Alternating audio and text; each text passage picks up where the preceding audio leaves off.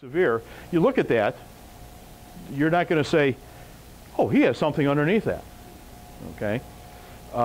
It's kind of like the thing that some people love to do is they take a shot of something, but they take the camera like this, and they get the shot, and the thing is sitting at a salad is sitting at a 45-degree angle. I hate to tell you, dude, but it looks like it should be rolling off the table. Angled shots became all the rage about 2 years ago. And they went to the extremes. It's like that with all kinds of photography. Take the flaming pear filter with the ripples in the water. You know, the guy who started was great. You know, he put a little ripples with the moonlight and everything, and it looked nice and romantic and beautiful.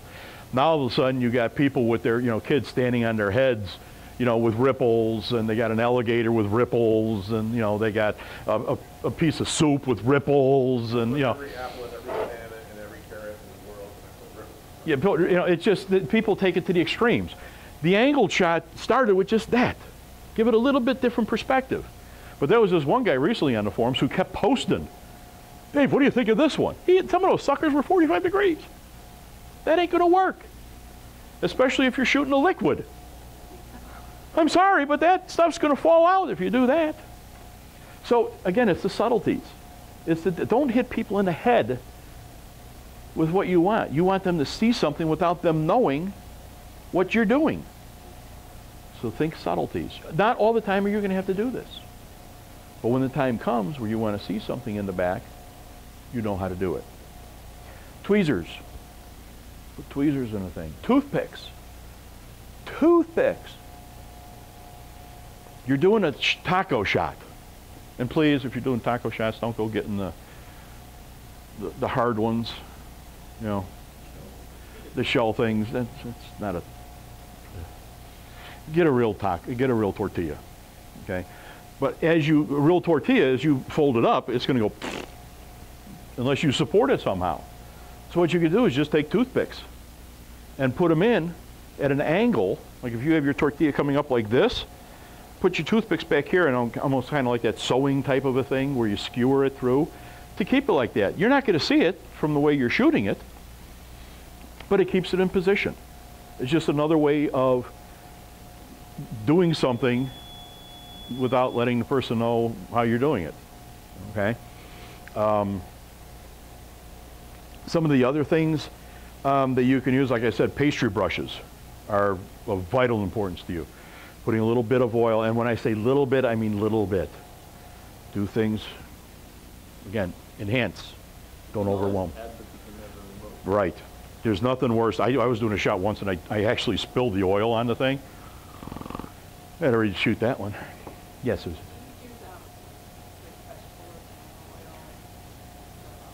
Yes, for that purpose, yes. What you want to use is a neutral oil because a lot of olive oils will have a color to them, usually a green or a yellow hue to them.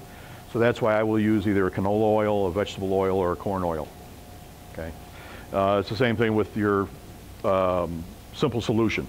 Okay, your sugar and water to use that. Again, it's very simple. Take a cup of sugar, about 3/4 cup of water, put it over a gentle heat, stir a little bit till the sugar just melts. Don't get any color in it. Put that in a bottle and you're good for years. And years back we used to use glycerin. The glycerin is very expensive. This will cost you, 35 cents, and you got stuff that's going to last you for 4 years and never run out.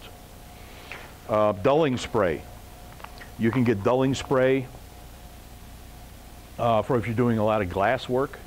You can spray it on and it will take some of that glare off. But when you're doing glass work, sometimes the reflection of your strobes is a good thing. I did a tequila shot one time, a shot of tequila in a glass, and it almost looks like it's on a mirror. And what I did was I used my softbox in a way to enhance the shot itself. So what I did is I took my softbox like this and I turned it so it was vertical. I positioned it in a way that if this was my shot glass of the tequila, I had it positioned so that this part here, from top to bottom, was nothing more than the softbox reflection. So I used that to my advantage. because it gave depth to the shot. So you sometimes can use these reflections to your advantage. Shooting glass is tough. It's tough. A lot of times you need scrims, you need flags, you need something to, you know, block the light. You know, a lot of times you might have to shoot up to the ceiling, bounce down. I don't try to shoot a lot of glass, if necessary. A torch. As I said, you don't have to have one like this, although these are the best ones to get. They're cheaper if you get the little pastry torches. You know, I have one of them. They'll cost you 30-some bucks. This, you go to Ace Hardware. You can pick it up for about 20 bucks, and it'll last you, you know, forever. And use this for bruleeing. You can use it to put a char on meat, if you have to. We used to do things when we would put grill marks on things. We used to go out and, how many of you remember the kind of like charcoal starter that had the, you know, the wire that went like that, and you plugged it in and it got white hot? We used to use that. Get it all white hot, and we take the end of it right into the steak, and you'd get your grill marks. X-Acto knives. Get an X-Acto knife. I have a shot that I did of a chocolate cordial shot, you know, with a cherry in it, and it had the liquid fondant in it, and you just can't take a dull knife and hack into this thing because it's all going to crush. It's not going to look right. So you take an X-Acto knife and you cut it, and your cuts are going to be good. They're going to be clean.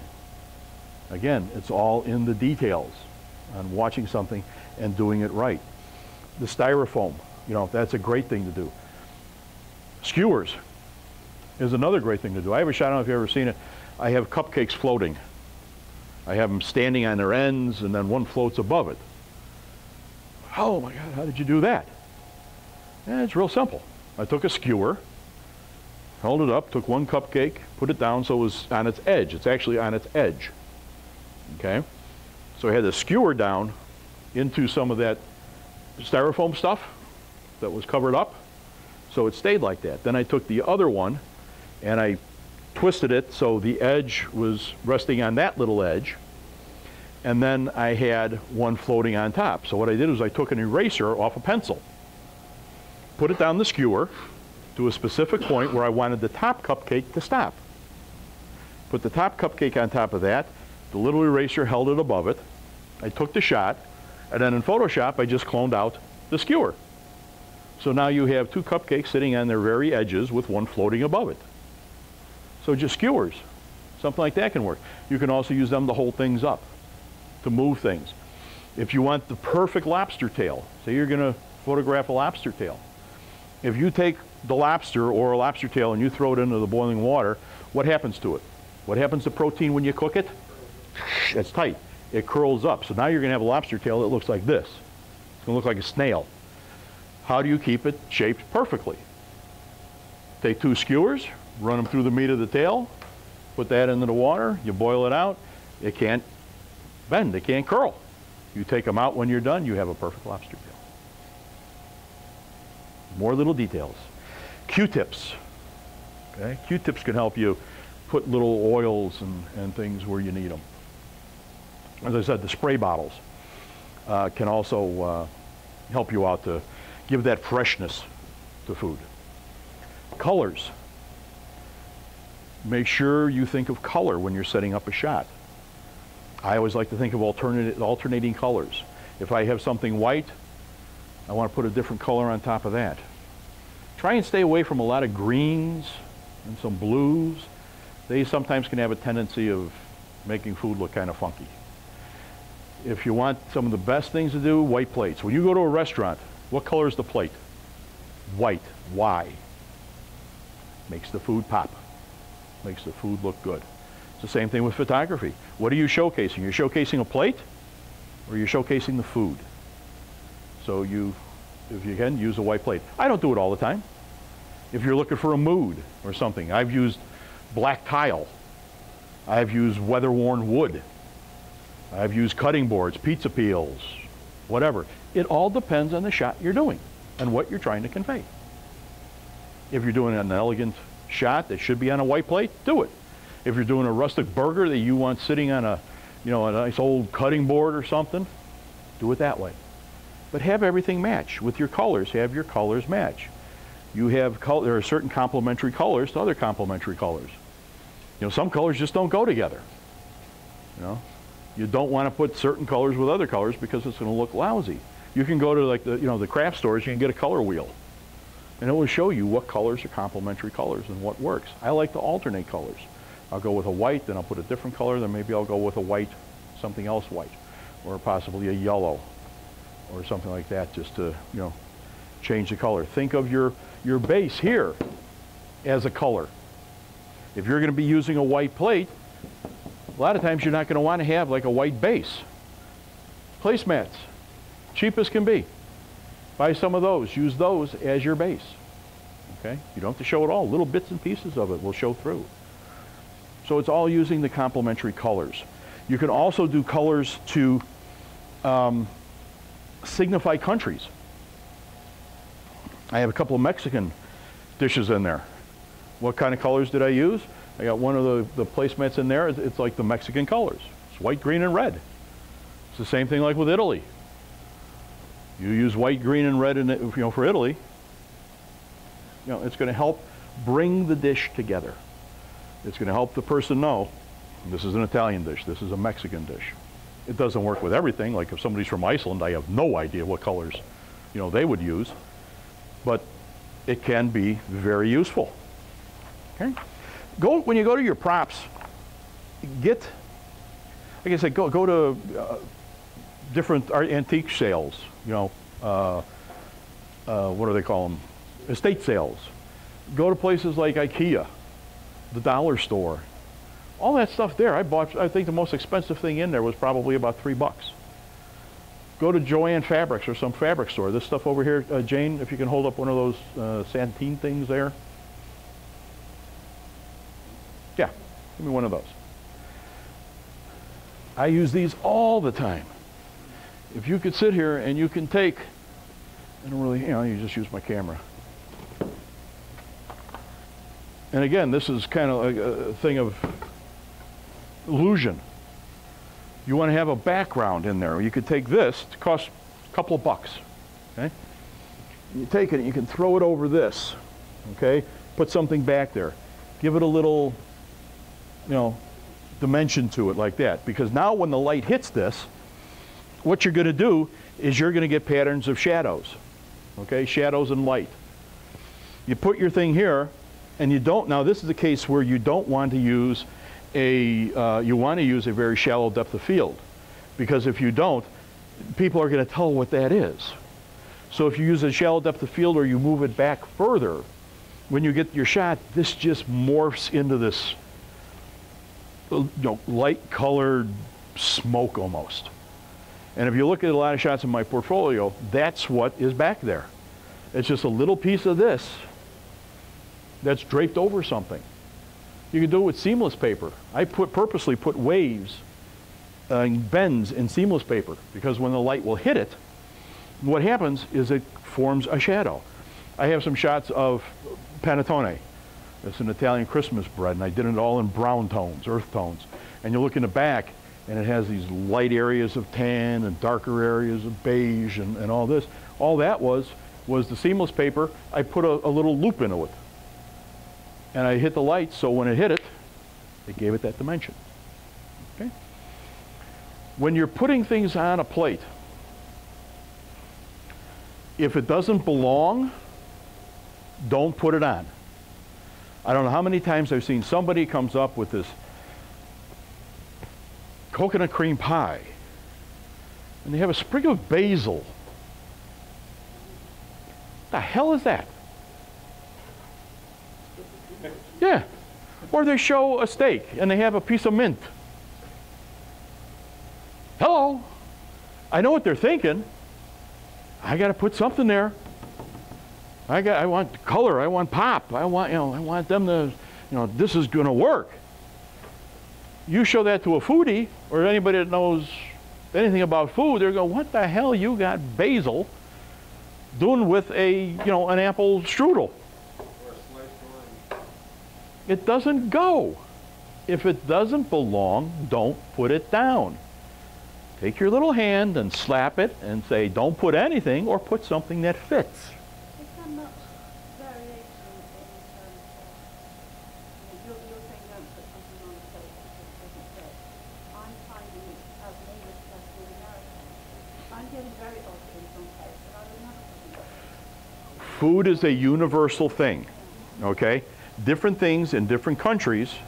What might seem normal in one country, in another country is going to seem really weird. I go back, I always think of regional cooking, okay? I break it down. Cooking is not only by country, it's by area, it's by neighborhood, it's by house. You go to Italy and you ask one grandma, can I have your bolognese recipe? They'll give you one thing. Talk to the lady next door. Can I have your bolognese recipe? It's going to be different. The things you want to do is you want things that you, when again, all the people can do is use their vision to see what they have. And if something doesn't naturally work together or has that negative feel to it, it's best to leave it off. Sure, it may be okay somewhere, but in most places it's not. Give me an example. What are you seeing on a plate that you think is not natural? I was getting breakfast the other day and putting my bacon and Okay. What you're getting there? This is where food history comes into play. I'll tell you what started with all that. Back when, that started basically when certain things were rationed and parents wanted their kids to have a good balanced meal. So what they would do is they say, always eat your fruit. So they would take a piece of orange or a piece of melon or something and put it on a plate, just so they had a well-balanced meal. Then what happened is after prosperity, the diners took this up. It's like the piece of curly parsley that you find on every diner plate. Nobody eats it, but yet they put it on there. But I would see that as more of a traditional garnish. True, but the orange, it's just a thing to where it came in where the families wanted their children to have a well-rounded thing. So they gave them a little fruit in the morning, okay? Does it normally, would I ever serve bacon and eggs with, an orange? No, okay? But it evolved.